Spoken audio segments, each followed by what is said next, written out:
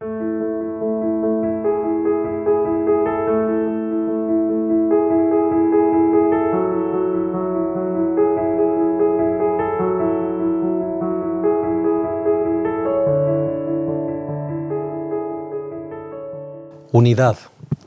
¿Te has dado cuenta que es complicado mantener la unidad?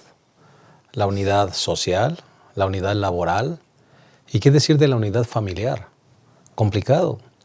Dos personas desconocidas se unen en un solo matrimonio y a veces comienzan los conflictos.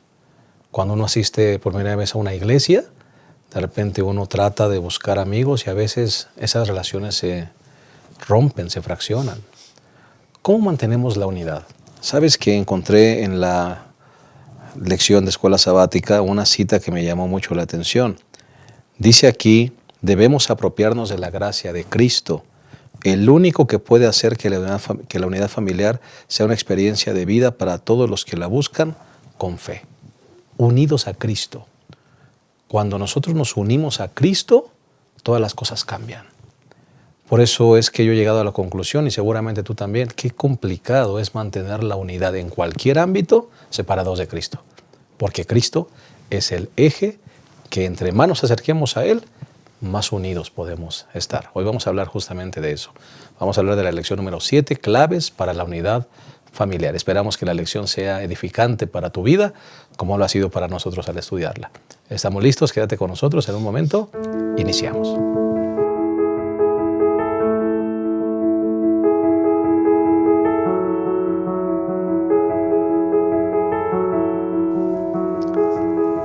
Bien, estamos muy contentos de darte una cordial bienvenida a este repaso de la lección número 7, claves para la unidad familiar. Esperamos que la lección pueda ser de mucha bendición para tu vida, como lo es para nosotros al repasarla. Estamos contentos también de darle la bienvenida a dos personas que estarán con nosotros en esta mesa de conversación, comenzando por la licenciada Fanny Velázquez de Bocanegra. Estamos contentos de que usted esté con nosotros y nos acompañe, hermano. Gracias, pastor. Muchas gracias. Pastor Abraham Ramírez, gracias por estar con nosotros una vez más. Gracias, pastor. Listos para considerar la lección de esta semana. Correcto. El bosquejo que vamos a seguir es sencillo, transformados por su amor. El segundo punto, 2 caras del amor. Y la tercera, promesas incumplidas. Si les parece bien, vamos a hacer una oración, así como estamos, inclinemos nuestro rostro. Cariñoso Padre, queremos pedirte que tú nos bendigas en el repaso de esta lección. Que podamos recordar que la unidad familiar solo se logra a través de una relación contigo. Y que realmente lo que nosotros expongamos en esta ocasión pueda ser dirigido por tu Espíritu Santo y nos conlleve a mantener la unidad en nuestras familias y unidad contigo. En el nombre de Jesús. Amén. Muy bien, vamos con el primer punto entonces, que es transformados por su amor. Hermana Fanny, Pastor Abraham, se habla de claves para la unidad familiar. ¿Cuáles son esas claves que propone la lección de escuela sabática para mantener la unidad, algo tan complicado de lograr? La unidad familiar es un desafío, un verdadero desafío,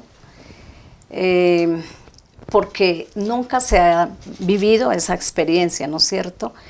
Y hay muchas cosas que atacan a esa unidad. Entonces, cuando nosotros nos enfrentamos a un desafío, es algo desconocido, es algo que nos atemoriza. Pues quisiera contar una experiencia que tuve. Adelante. Una de las veces que he venido aquí a México, debí reemplazar a un pastor en una semana de conferencias en un lugar en Chilpancingo. Un lugar extraño para mí, nunca había ido por allá, nadie me conocía, pero había una necesidad y si Dios me trajo y me pidió que lo hiciera, dispuesta estaba para ello. Así que no me dejé atemorizar porque era un desafío ir a un lugar extraño sin conocer a nadie, ¿verdad? Ni un amigo siquiera, mucho menos familia. Pero con Dios todo lo podemos, así que estuve dispuesta, pero con la persona que me estaba esperando nos dimos unas claves. Yo le dije la manera como iba vestida, mi estatura, maleta, bueno, algunas claves, ¿cierto? ¿Qué es una clave? Una clave es un código, una letra, un número o algo secreto que solamente saben los que se ponen de acuerdo. Así que nadie sabía por qué yo iba vestida así, ni el hermano que me iba a recibir. Nos dimos una clave y con eso pudimos identificarnos y todo salió bien para la gloria de Dios. Entonces es necesario que nosotros atendamos el consejo de Dios para poder cumplir en nuestras vidas esas claves y que Dios sea honrado con nuestra relación en la unidad familiar, de iglesia y en todos los términos. Claro que sí. Pastor Abraham, Sí. claves de la unidad. Creo que se nos presenta en la parte del domingo la clave principal para mantenernos unidos, que es unirnos a Cristo. ¿No? La cruz, dice aquí la primera frase de la lección, la cruz elimina las barreras. El Señor Jesús se deleita en quitar las barreras, en derribar muros y de establecer relaciones, ¿no? Se nos habla acerca de que en Jesús no hay judíos ni gentiles, no hay hombres, no hay mujeres. Todas las barreras que pudieran existir en las relaciones sociales quedan derribadas en la cruz. Así que lo primero es unirnos a Cristo. Cuando una persona se une a Cristo, entonces sus conceptos cambian, sus prejuicios se terminan, los pensamientos de exclusión se acaban y entonces Dios pone en nosotros pensamientos de inclusión, pensamientos de estar unidos con los demás, pensamientos de relación con los demás, ¿no? Así que la primera clave es estar en Cristo. Y dice aquí la lección que pensemos en un eje, ¿no? En un eje central donde convergen muchos rayos y entonces Cristo es el eje. Venimos todos y mientras más cercanos estamos del eje, del centro, más cercanos estamos los unos de los otros. Así que Cristo derriba y une a cada uno de los seres humanos. Y pastor y hermana Fanny, qué importante es esto, porque vivimos en una sociedad donde regularmente se levantan barreras raciales, barreras de idioma, barreras socioeconómicos, barreras en que es que yo soy de tal color y tú eres de otro color. Pero cuando nosotros vamos a la Biblia nos damos cuenta que en el concepto de Dios la unidad se puede mantener cuando acudimos a Él, como dice acertadamente el pastor Abraham. Acudiendo a Cristo, todas las barreras se derriban. Entonces somos uno en Cristo, se acaba el color, se acaban los títulos, pastor, se acaba todo. Y ahora, unidos a Cristo, podemos estar unidos entre nosotros. Qué interesante para nosotros que vivimos en comunidad religiosa. El Espíritu de Cristo, la gracia de Cristo nos prepara, ¿no es cierto? Nos puede transformar y ayudar. Porque ya vemos que 2 de Corintios dice, si alguno está en Cristo es una nueva criatura.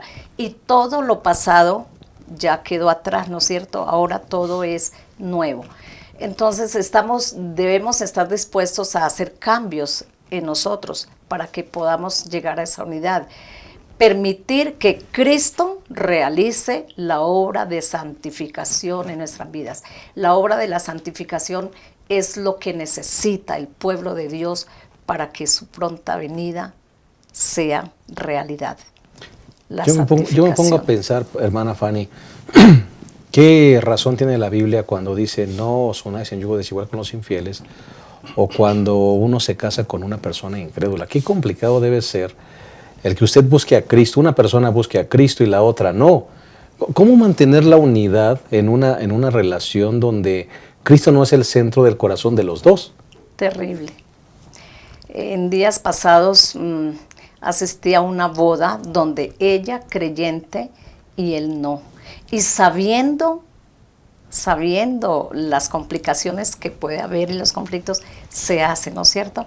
Pero es necesario someter nuestra voluntad a Cristo, ¿cierto? Someteos pues a Dios, allegados a Él, someteos y Él se allegará a vosotros.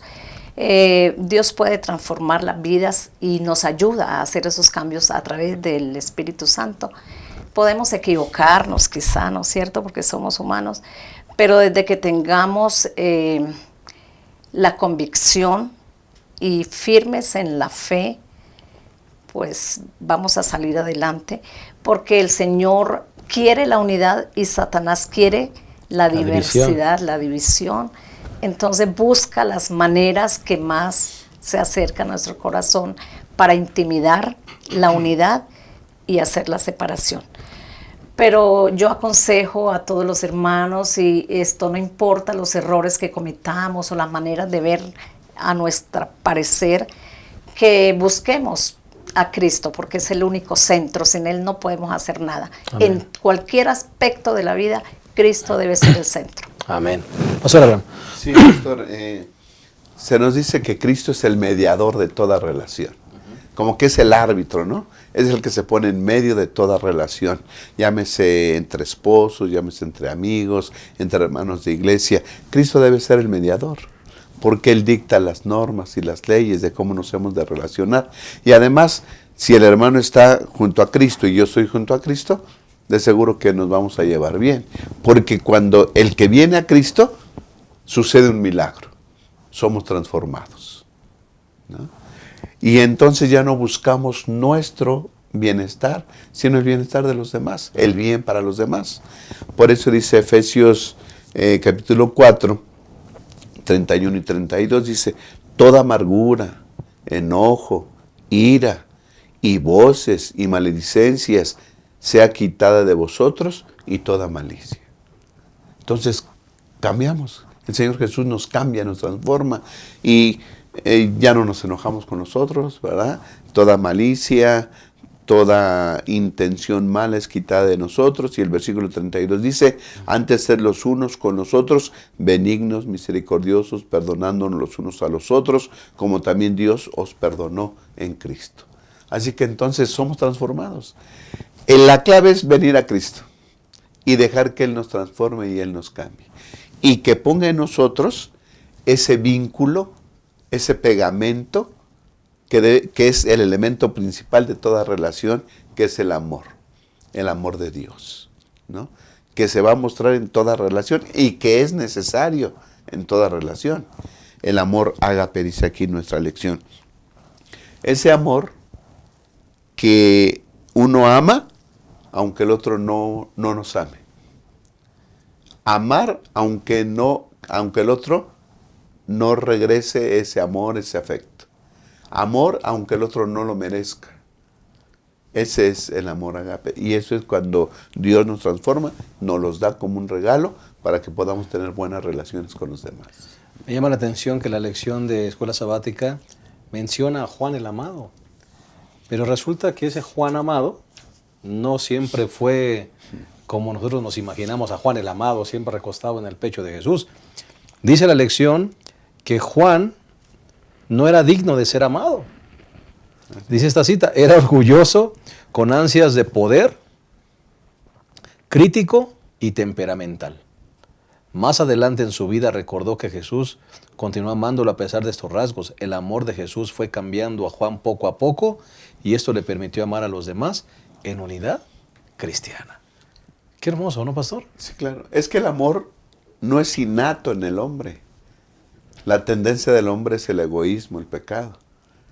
Tenemos que ir a Jesús para que Él implante su amor en nosotros y nos transforme y que nos dé su amor para que toda relación se pueda llevar a cabo, ¿no? Hermana Fanny, y ahora este Juan, el que era tosco, crítico, temperamental, ahora se reconoce como Juan el Amado, transformado por el poder de Cristo. Claro que sí, porque así como el vínculo de la familia es el más estrecho, vínculo matrimonial, es el más estrecho, el más tierno y el más sagrado, entonces Dios ilustra lo divino a través de lo humano, ¿no es cierto?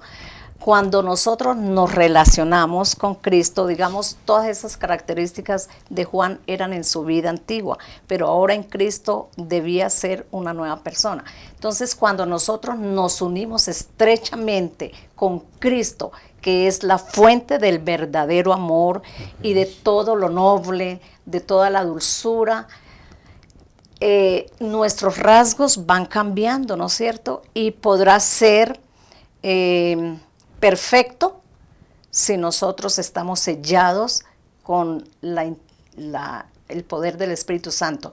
Cuando una pareja, digamos, lleva un hogar de una manera inteligencia, en el temor de Dios, Él se encargará de suplir lo que nos falte o de quitar lo imperfecto que tengamos, así como lo hizo con Juan, su discípulo amado. Así que de todas maneras, nosotros debemos atender a ese llamado que Dios nos hace. Amén. Y estar dispuestos a estar en un vínculo estrecho con Él para que podamos entonces cumplir con la unidad de nuestra familia, de nuestra iglesia, de nuestra comunidad. Claro que sí. Antes de hacer la pausa, me gustaría solamente preguntarte y preguntarme, ¿somos orgullosos? ¿Con ansias de poder?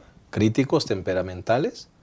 Solo pueden cambiarse esos rasgos unidos a Cristo. Y cuando Cristo mora en tu corazón, todas esas asperezas se van a limar y vas a poder mantener la unidad en cualquier área de tu vida, incluyendo tu familia. Vamos a hacer una pausa. Regresamos a la lección 7, claves para la unidad familiar.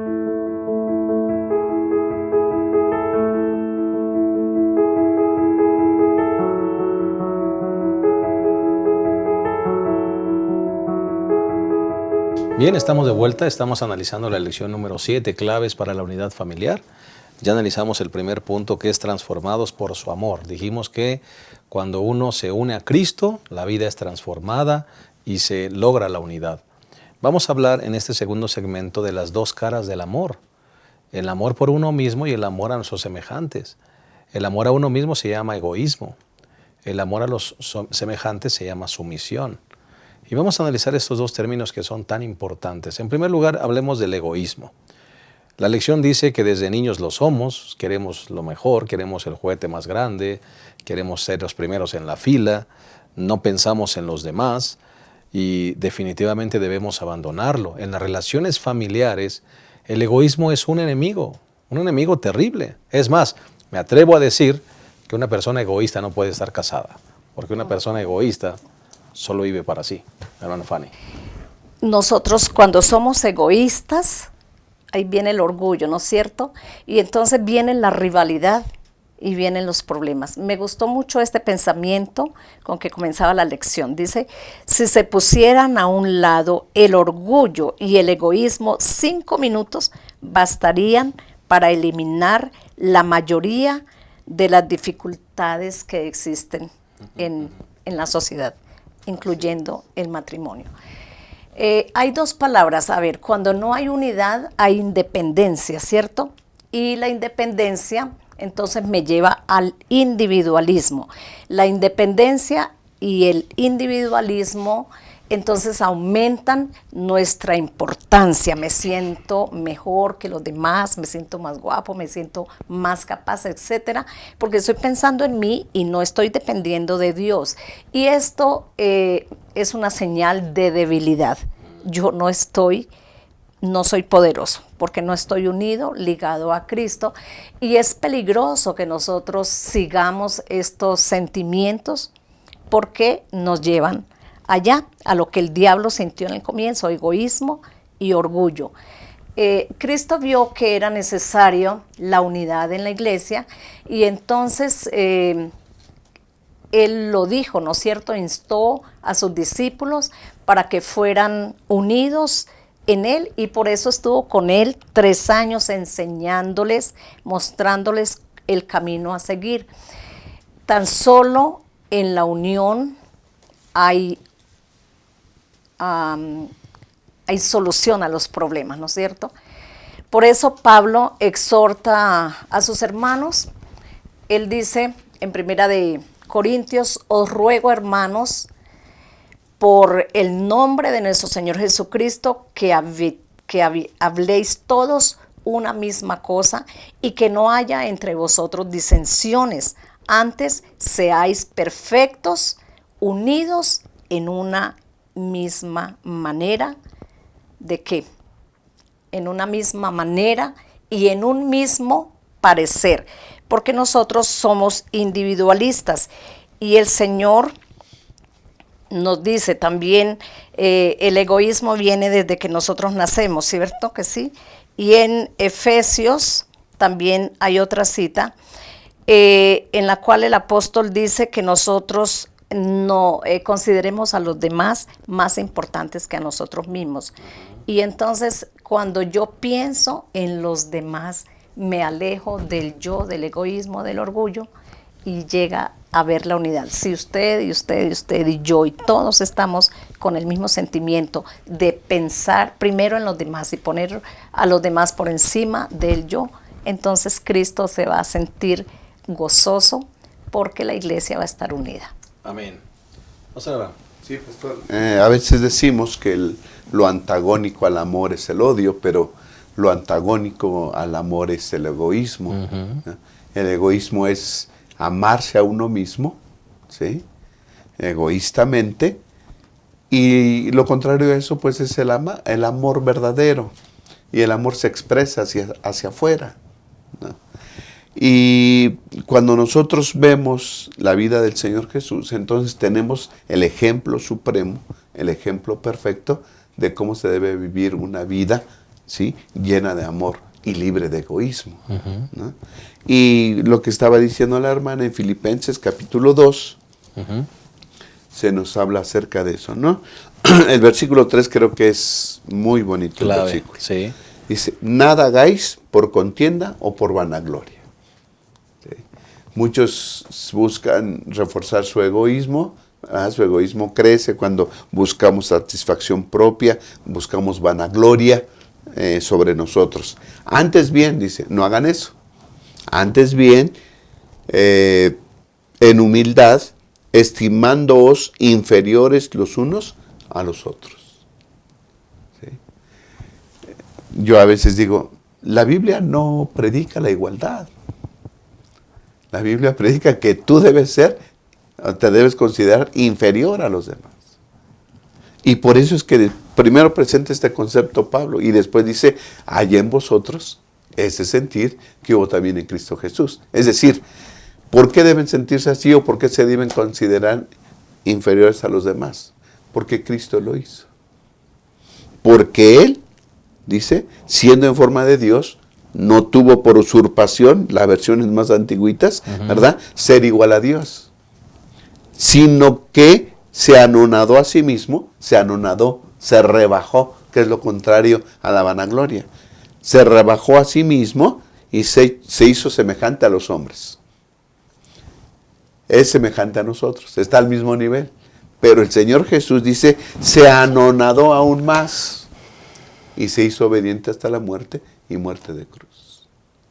Entonces es el ejemplo supremo el Señor Jesús. Una vida libre de egoísmo y perfecta en amor, ¿sí? Así que esto duele. Es decir, pedirle al Señor que nos quite el egoísmo va a doler porque va en contra de nuestra naturaleza, de nuestros deseos, de nuestras inclinaciones. Pero si es necesario y queremos que el egoísmo salga de nosotros, debemos acceder constantemente a la cruz de Cristo Jesús. Vivir cerca de la cruz, vivir cerca de Cristo para que Él quite el egoísmo de nosotros. Amén. El orgullo del talento, dice la sierva de Dios, el orgullo del intelecto no pueden existir en el corazón que está oculto con Cristo en Dios. Humillémonos, pues, y adoremos a Jesús, pero nunca nos exaltemos en lo mínimo. Exacto, muy interesante eso. Nunca nos exaltemos a nosotros mismos, pastor.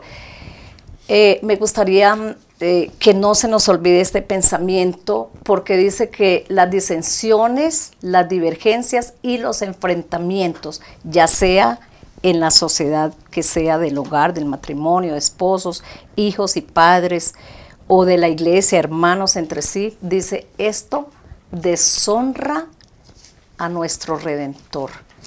Y cuántas veces nosotros vemos que por causa del egoísmo y el orgullo, los hijos hieren a los padres a los hijos, los amigos, se disuelve una amistad hermosa, simplemente porque hubo un yo pienso así, yo digo, es que a mí nadie, ¿cierto? Decía la lección que en el egoísmo hay dos palabras, y siempre que haya eso, pues es malo. Un ganador y un perdedor, ¿no es cierto? Cuando hay ganador y perdedor, hay egoísmo, no hay unidad. Sí. Entonces, en las relaciones no es que yo tengo la razón, que yo gano, ¿cierto que sí? Como decía la lectura del pastor,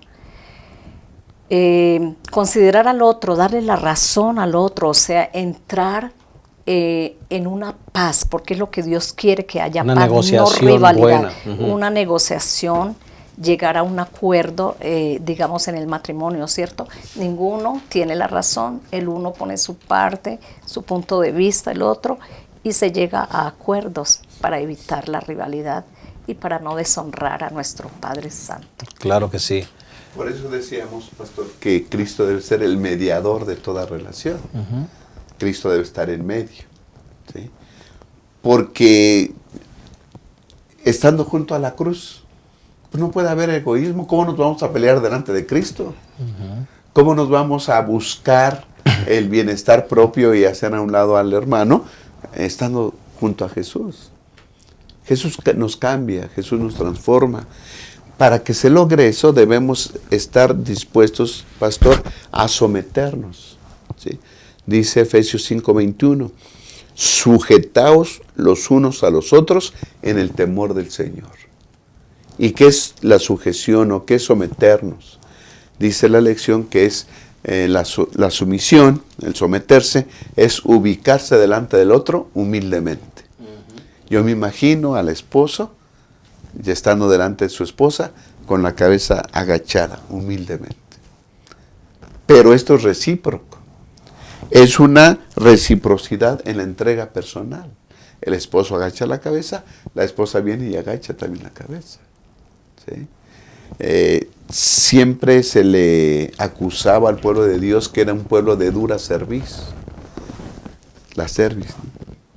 Nunca agachaba la cabeza, siempre estaba así. Actitud arrogante. Actitud arrogante. Entonces, someteos es llegar a agachar la cabeza. En una, humildemente, ubicarse humildemente delante del otro. Pero esto debe ser recíproco, ¿sí? Y cuando de un lado está esa actitud y del otro no, aún ahí actúa el amor. Te amo aunque no me ames. Te amo aunque no lo merezcas. Pero el ejemplo de todo eso es el Señor Jesús. Y el único capaz de convertirnos en eso, pues es el Señor Jesús, ¿no? Efesios 5, no sé si están de acuerdo conmigo, pero me parece que es uno de los textos más mal entendidos de la Biblia, o por lo menos de los que regularmente se mal utilizan, porque Efesios 5, pastor, se ha tomado como base bíblica para ejercer autoridad sobre mi pareja. ¿Cuántos hombres no dicen, Efesios 5 dice someter, la mujer debe estar sometida al marido, y piensan que ese sometimiento es como lo entiende el mundo, un Ajá. sometimiento de yo te humillo, de tú me sirves, haces lo que yo quiera, y ese no es el sometimiento bíblico. El sometimiento que está hablando el pastor Abraham en la palabra de Dios es un sometimiento a Cristo, para que entonces podamos estar sometidos unos a otros en el vínculo del amor. Sí, pastor. Allí juegan dos palabras principales, juegan un papel importante, que son la humillación y el perdón. Uh-huh. No que yo humille al otro, Así sino es. Que yo me humille, uh-huh. ¿cierto? Porque si Cristo está en mí, no me voy a ensoberbecer, sino que, bueno, hallo que el otro tiene la razón, así de pronto no la tenga, pero yo me humillo y perdono si fue que fui herido y ofendido, ¿no es cierto? Estas dos palabras. Entonces, ¿ahí qué ocurre? Muere el yo es llevado a Cristo, y en Cristo estamos unidos todos. Amén. Sí, pastor. Hablar de esto es sumisión, ¿no? Sujetaos, someteos los unos a los otros. Entonces, Efesios habla acerca de la relación que debe haber entre un hombre y una mujer. Inmediatamente en el versículo 22 de Efesios 5, dice, las casadas estén sujetas a sus propios maridos como al Señor. Y eso es lo que algunos malinterpretan, ¿no? No, yo soy el que mando, tú eres la que se debe someter, y entonces yo mando y digo cómo se deben hacer las cosas. Uh-huh. Pero más adelante dice que los esposos deben amar a sus esposas. Yo digo que hay niveles, ¿no? Uno, dice el versículo 28, así también los maridos deben amar a sus mujeres como a sí mismos. Estamos en igual de circunstancias. te amo como me amo a mí mismo. Pero, dice el versículo 25, maridos, amad a vuestras mujeres, así como Cristo amó a la iglesia. Más allá. ¿Sí? Entonces debemos amar a nuestras mujeres, esa reciprocidad en la entrega personal debe ser pues de ambos. Y después habla de la relación de padres e hijos y de la relación de trabajadores y amos, ¿no? O sea, los que pues dan trabajo, los patrones. San Lucas capítulo 3, a mí me gusta mucho cuando Juan Bautista está bautizando ahí en el Jordán, donde predica él.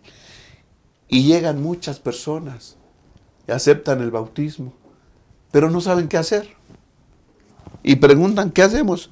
Y las gentes le preguntaban diciendo, ¿qué haremos? Pues ya nos bautizamos y ahora ¿qué hacemos? Respondiendo él les dijo, el que tiene 2 túnicas, dé al que no tiene. Y el que tiene que comer, haga lo mismo. Y entonces llegaron unos publicanos para ser bautizados y le dijeron, maestro, ¿qué haremos? Y él les dijo, no exijáis más de lo que os es ordenado. Okay. No roben.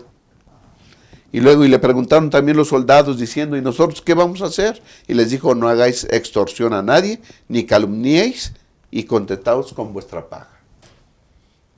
Es decir, cuando venimos a Cristo, somos bautizados, somos transformados y nos sometemos. Ya no anden haciendo huelgas, ya no anden exigiendo más. Okay. Se somete uno. ¿Sí? ¿Tienes? Da. Al pie de la cruz somos transformados. Y Dios pone sus conceptos en nuestra mente y pone su amor en nuestro corazón para tener buenas relaciones. Amén. Sí, hermana. Pastor, también en Lucas me agrada esto, o sea, me hace sentir tan poca cosa, porque hubo sumisión de Cristo en el Calvario. Cuando Él dijo, Padre, si quieres, pasa de mí esta copa, pero no se haga como yo quiero, sino hágase tu voluntad. Como nosotros imperamos, ¿cierto? Nunca estamos, o sea, olvidamos de pedir que se haga la voluntad de Dios en nuestros intereses, en nuestras decisiones, en nuestros sentimientos, y entonces por eso dejamos de ser sumisos. Me gustó esta palabra alteridad. Es una palabra nueva que aprendí con esta lección, porque dice que la verdadera unión es algo hermoso, pero viene 2 palabras que son alteridad y sumisión. ¿Qué es alteridad? Yo busqué en el diccionario y dice que la alteridad es la capacidad de ser otro, ser distinto a mi manera de ser, ¿cierto?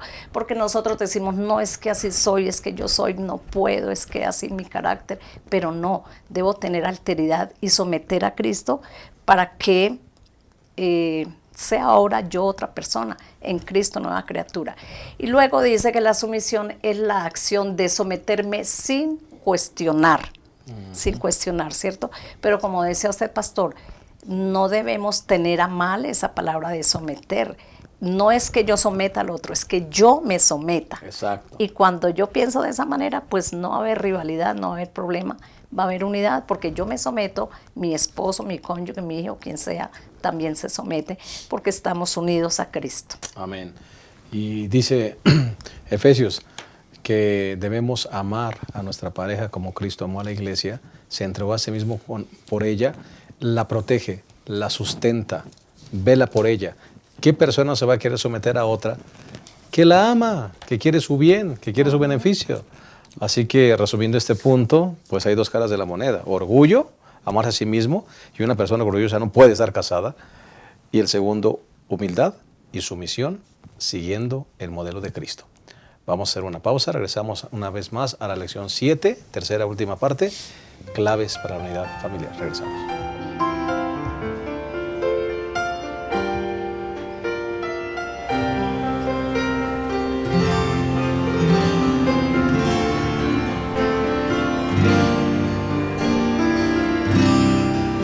A Él mi vida ofrecí, pensé hacerlo así, más pronto le negaba yo. No sé qué me pasó, negué al Señor, le abandoné cuanto hizo Él por mí. Y ahora va camino ya del Calvario a morir.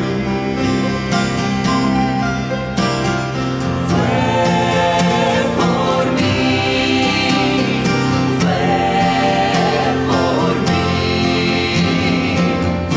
en la cruz murió y así me salvó.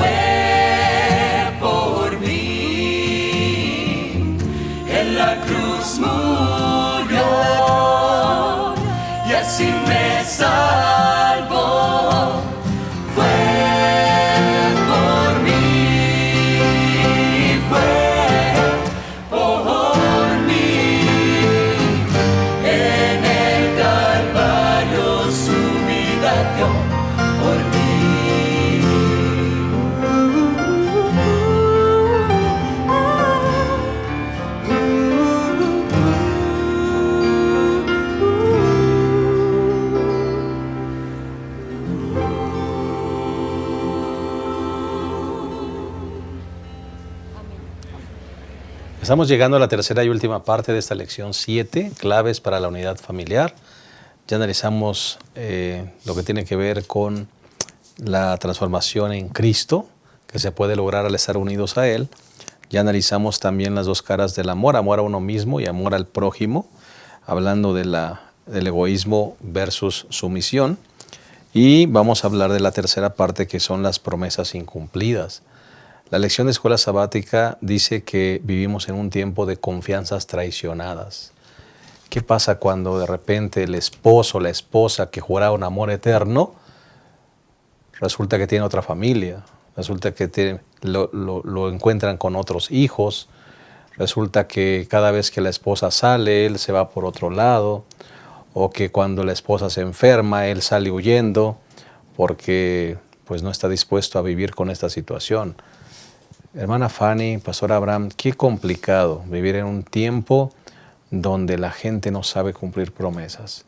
Y en el área del matrimonio, qué triste cuando un matrimonio termina por causa de una confianza traicionada. En Colombia se escucha un himno y se canta en las bodas que dice: un pacto de amor hicimos tú y yo. Me gusta mucho. Y bueno, identifico a mi primo con ese porque él cuando estaba de novio con su esposa lo ponía y lo escuchaba y lo repetía. Pero el problema es que se olvida ese pacto. Se olvida ese pacto y debiera estar siempre grabado.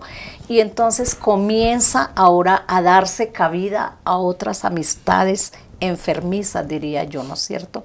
Cuando yo olvido ese pacto que hice con la persona que me llevó al altar o con la que fui al altar, entonces comienza el diablo a trabajar. Por eso esa parte dice vivir el amor que prometemos, ¿no es cierto? Para eso debemos recordar el compromiso que hicimos. Es un compromiso no solamente entre humanos, sino con Dios, porque Él está formando parte de todos nuestros compromisos. Y también dice preocuparnos por el otro más que por nosotros. Y me gusta mucho un poema de Cantares 5. Si me permiten, Claro, digo una adelante. partecita del poema. Dice, mi corazón velaba, yo dormía, mi amado se acercó hasta mi morada, su cabeza mojada de rocío, su cabello mojado por la nieve, tembloroso de frío, congelado. Ábreme, amada mía, suplicaba, paloma virginal, esposa mía, quité mi ropa porque está empapada, mis pies descalzos pisan losa fría, debo cubrir mi cuerpo y abrigarme. ¿Acaso no lo veis? Puedo enfermarme. Algo me conmovió profundamente. Sentí que su mano a través del portillo de la puerta buscaba ansiosamente los cerrojos y yo estaba despierta, pero no abrí mis ojos, sino al contrario, me hice la dormida y mi amado se fue y tras él mi vida. Pastor, no se preocupó por el frío y la enfermedad que podría venirle a su compañero, ¿no es cierto? Dice Cantares. Y es lo que nos pasa hoy en día, ¿no es cierto? Nos sentimos engreídas las esposas, engreídos los esposos. Soy fulano, tengo este título. El engreimiento, el orgullo nos lleva a un engreimiento que me impide ver la necesidad de afecto de mi cónyuge, o la necesidad de afecto de mis padres, o de mis hijos, o de la sociedad con quien convivo, ¿no es cierto? Entonces, este poema se repite en todos los círculos sociales, porque falta preocuparnos por los demás más que por nosotros, y el engreimiento, esa palabra no sé si aquí se use, pero Sí, una claro. persona engreída es la que está pensando cómo viste, cómo se peina, cómo aparenta, pero por dentro puede estar el amor seco, vacío, no hay agua, no hay cómo atender las necesidades de un cónyuge o una cónyuge o de unos hijos o de unos padres.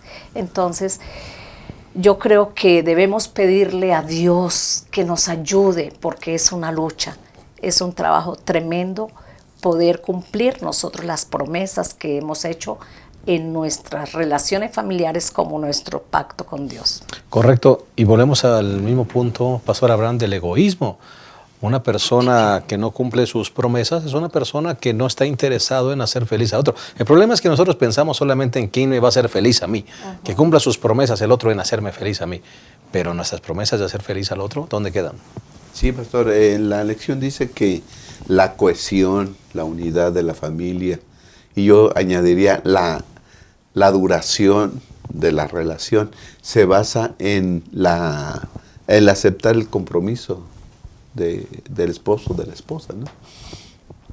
Cuando casamos decimos, lo honrarás, lo amarás, ¿verdad?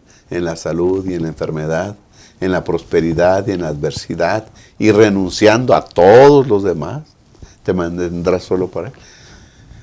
Es un compromiso. Así lo declaras. Así lo declaras y así lo declaro. Y cuando dice eso, es un compromiso. Un compromiso que es para toda la vida. Un compromiso en las buenas y en las malas. ¿Sí? En la salud y en la enfermedad. Yo admiro a muchos esposos o esposas que cuidan a su cónyuge enfermo. Bueno, tienen ese compromiso y asumen la responsabilidad de hacerlo, ¿no? Pueden pasar muchas cosas en la vida de familia, pero si se tiene ese compromiso, si se adquiere esa responsabilidad, la familia va a estar unida y va a durar para siempre. Hay un ejemplo bíblico que se nos presenta en la lección, que a mí me gusta mucho, es el ejemplo en la vida de Ruth. Primero se presenta una relación que no se acabó con la muerte del esposo de Ruth, ¿no? Su suegra le decía, pues vete, yo ya no tengo hijos, ¿verdad? No, Búscate otro esposo. búscate otro esposo. La relación se rompió, no porque quisieron. Pero la nuera estableció una relación con la suegra. ¿Sí? Y entonces dice, pues a donde vayas voy a ir, donde mueras yo voy a morir. Tu pueblo será mi pueblo, tu Dios será mi Dios. ¿Quién sabe si en ese momento Ruth vio la trascendencia de lo que estaba diciendo? Pero si no fue así, después sus acciones determinaron que asumió la responsabilidad de aceptar al Dios de su suegra. Y después aparece otra persona, que es Boaz. ¿Sí?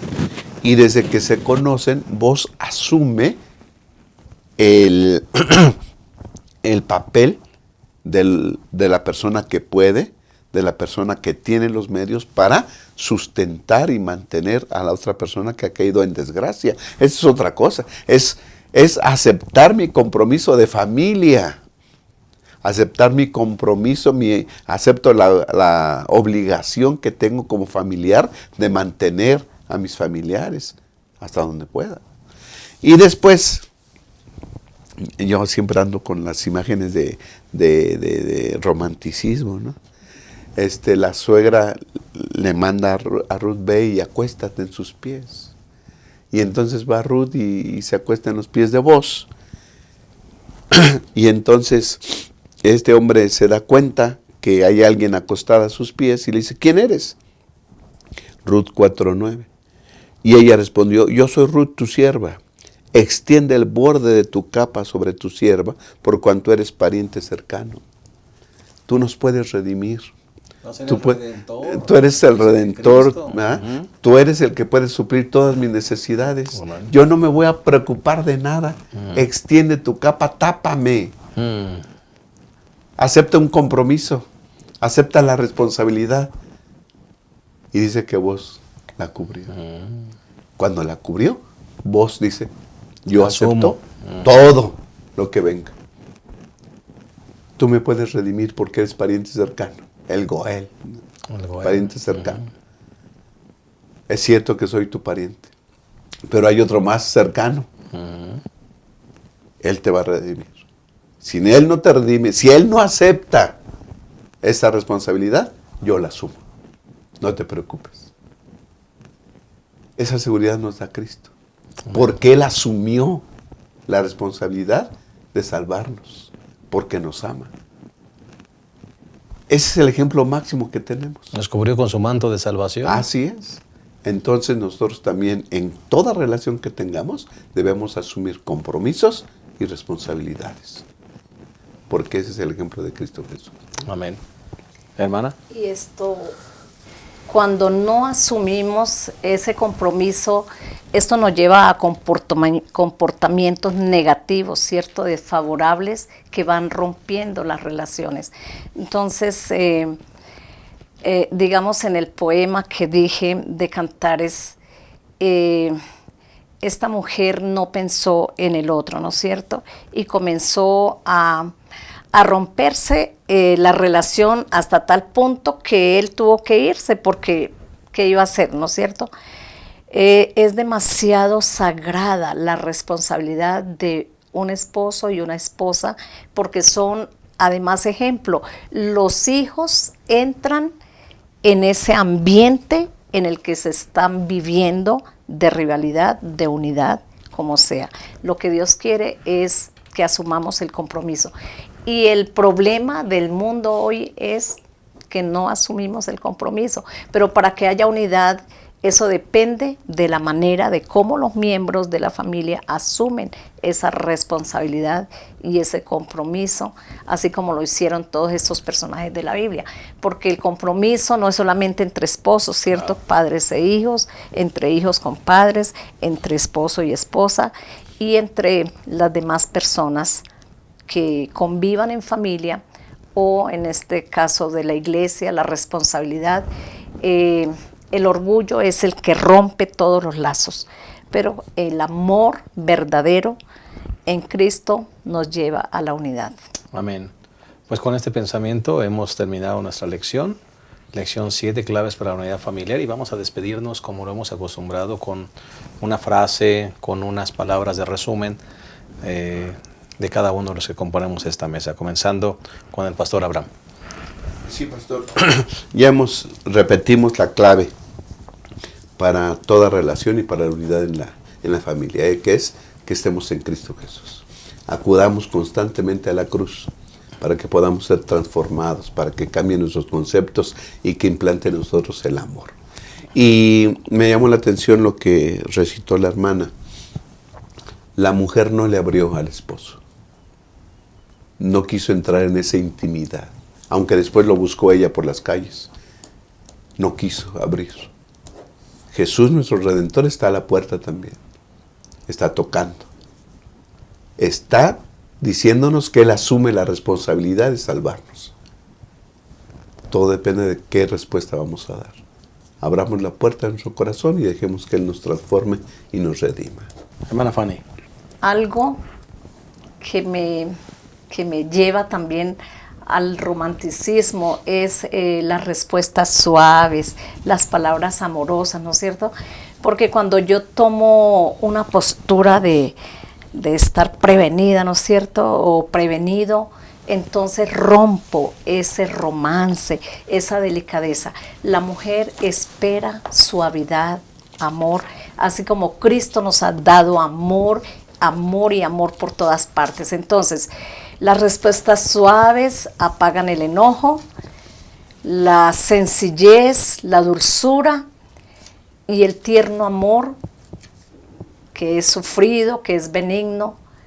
Esto está resumiendo, ¿cierto? Todo se resume en el verdadero amor. Y ese amor viene de Cristo, porque Él nos puede capacitar, porque Él es amor, nos capacita, y entonces nos hallaremos listos para enfrentar las dificultades, los problemas, y para ser unidos y prepararnos para el reino de los cielos. El Amén. amor proviene de Dios y en Dios lo encontramos. Amén. Me gustaría concluir con esto que se leyó en una parte del segmento. El amor de Jesús fue cambiando a Juan poco a poco y esto le permitió amar a los demás en la unidad cristiana. Solamente el amor de Cristo nos puede cambiar.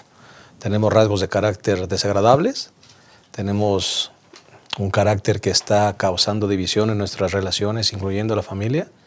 Ve a Cristo, acude a Cristo. Él es el único que puede cambiarnos y su amor nos va a ir cambiando poco a poco para mantener y lograr la unidad familiar. Que Dios te bendiga. Esperamos la próxima semana en un repaso más de nuestra lección. Gracias por habernos acompañado. Que el Señor les llene de ricas y abundantes bendiciones. Hasta la próxima.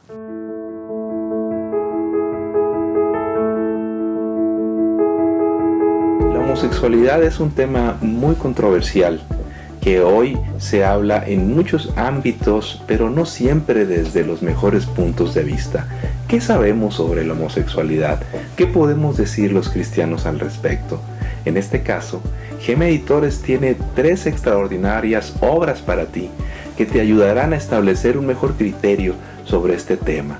En primer lugar, quiero recomendarte La homosexualidad en la historia y en la Biblia.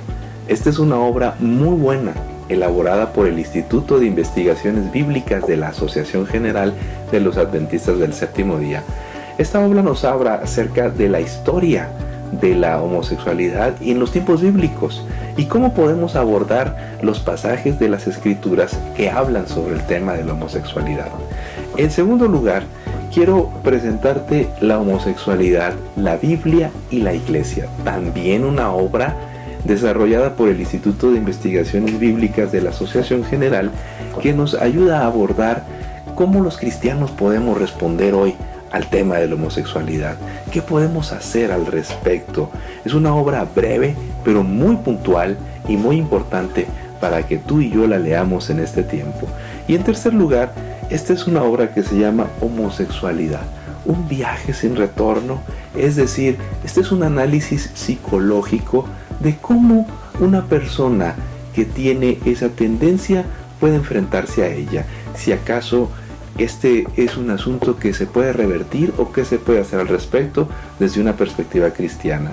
Son 3 grandes obras que nos ayudan a ampliar nuestro criterio al respecto y a ofrecer respuestas prudentes, sabias y sobre todo bíblicas que nos ayudan a abordar este tema en una época que nos está demandando respuestas al respecto. Como editor quiero invitarte a que las leas y las adquieras en tu librería de Gema Editores hoy mismo.